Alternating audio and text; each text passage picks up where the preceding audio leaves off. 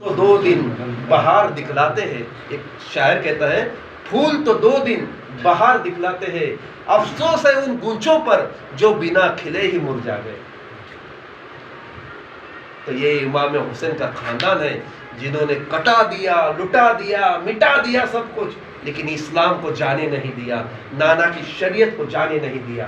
اسی لیے کیا خوب کہتا ہے کہنے والا، سر کٹانا گھر لٹانا کوئی تجھ سے سیکھے.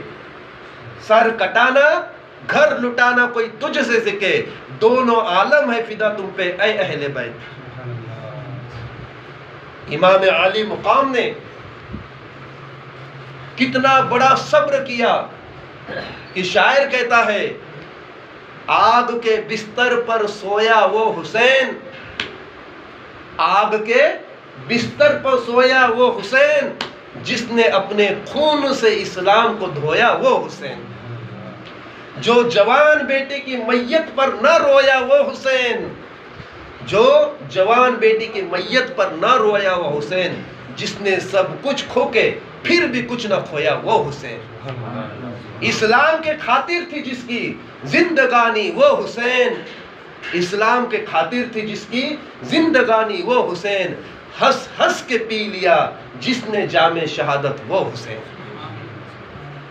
یہ ہمارے حسین کا مرتبہ ہے کہ جنہوں نے سب کچھ لٹا دیا، اسلام کو لٹنے نہیں دیا، سب کچھ نچاور کر دیا، نبی کی سنت کو مٹنے نہ دیا.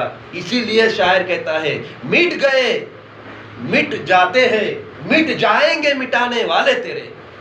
مٹ گئے مٹتے ہیں، مٹ جائیں گے مٹانے والے تیرے، نہ کبھی مٹا ہے نہ کبھی مٹے گا چرچا تیرا. سبحان اللہ سبحان اللہ. لاکھ آئے ہزار آئے کروڑ آئے مٹانے کی کوشش کے نہیں مٹا، جب تک خدا نہ چاہے میرے حسین کا چرچا نہیں مٹے گا. قیامت تک امام حسین کا چرچا چلتا رہے. اور اسی لیے ہم یہ مجلس پاک کرتے ہیں. واقعہ سنانا خاص مراد نہیں ہے، اور سننے تو اچھی بات ہے، پھر سے ایمان تازہ ہوتا ہے. مجلس کے فائدے ہیں ایمان والوں.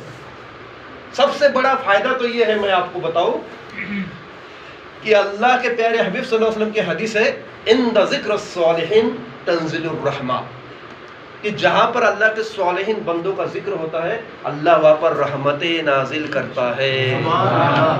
صالحین بندے کس کو کہتے ہیں؟ پرہیزگار، ولی صفت بندے کو. ولی کو سمجھیے، ایک ادنا سے ولی کا اگر ذکر ہو تو اللہ تعالیٰ چھما چھم رحمت نازل فرماتا ہے.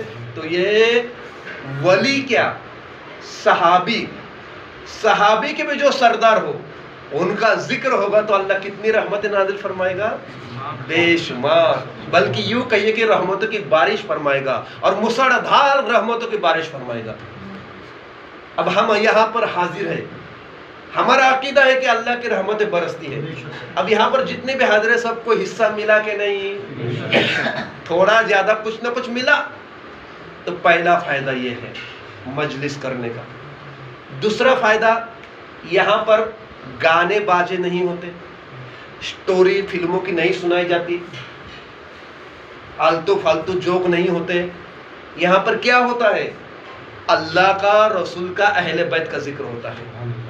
تو اللہ کے رسول کا اگر ذکر ہوتا ہے تو ان کی عظمت سن کر خود بخود ہمارے دلوں میں ان کی محبت پیدا ہوتی ہے. یہ دوسرا فائدہ. تیسرا فائدہ یہ ہے، ہم نے امام حسین کی زندگی کو سنایا، آپ نے سنا کہ امام حسین کا صبر کیسا تھا. 3 دن کے بھوکے اور پیاسے رہنا، بھتیجے بھانجے چھوٹے علی اصغر کو بھی قربان کر دینا، خود بھی قربان ہو جانا، اور اپنے بہن کو، بیوی کو صبر کی تلقین کرنا، اپنے آپ کو مٹا کر اسلام کو زندہ رکھنا. یہ تمام باتیں سیکھنے کے بعد خود بخود ہمارے دلوں میں حضرت امام حسین کی عظمت بڑھ جاتی ہے، محبت بڑھ جاتی ہے. اور انہوں نے اسلام کے لیے اتنی قربانیاں دی تو خود بخود ہمارے دلوں میں بھی اسلام کے لیے کچھ نہ کچھ مال یا جان قربان کرنے کا جذبہ پیدا ہوتا ہے. چوتھا فائدہ یہ ہے مجلس کا کہ ہم نے ابن سعد، ابن زیاد یا یزیدیوں کے سپاہیوں کا اخلاق دیکھا، سنا کہ انہوں نے ترسایا امام حسین کو، ان کے بال بچوں کو شہید کر دیا اور ان پر ظلم و ستم کے پہاڑ توڑے. تو ہمیں یہاں سے سننے کے بعد دل میں خود بخود یزیدیوں کے خلاف جو ہے ایک نفرت سی پیدا ہوتی ہے، اور امام حسین اور ان کے آل اولاد کے لیے محبت سی پیدا ہوتی ہے، محبت کا جذبہ پیدا ہوتا ہے، تو دشمنان اہل بیت سے خود ہمیں نفرت پیدا ہوتی ہے۔ یہ ایک فائدہ ہے۔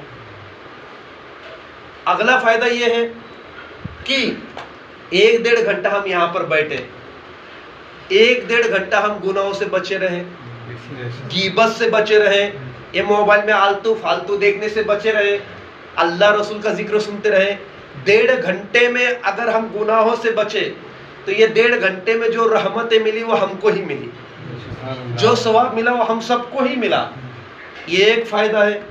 اگلا فائدہ یہ ہے کہ اگر اللہ تعالیٰ کے دل میں آ جائے کہ جتنے بھی محفل میں حاضر ہے سب کو بخش دوں، تو اللہ کو روکنے والا کون ہے؟ ہو سکتا ہے سب بخشے بھی جائے۔ اللہ کے دل میں آ جائے کہ میرے محبوبوں کا ذکر سنا ہے نا، ان کے تمام گناہوں کو بخش دو، تو کون روکنے والا اللہ کو؟ یہ بھی فائدہ ہو سکتا ہے۔ سب سے بڑھ کر یہ فائدہ ہے کہ ہم نے وقت کی قربانی دی، اللہ تعالیٰ اپنے بندے کو رحمت کی نگاہ سے دیکھتا ہے۔ اور جہاں پر علم کی مجلس ہوتی ہے، میرے پیارے آقا صلی اللہ علیہ وسلم فرماتے ہیں، درود شریف ایک مرتبہ پڑھیے پھر بتا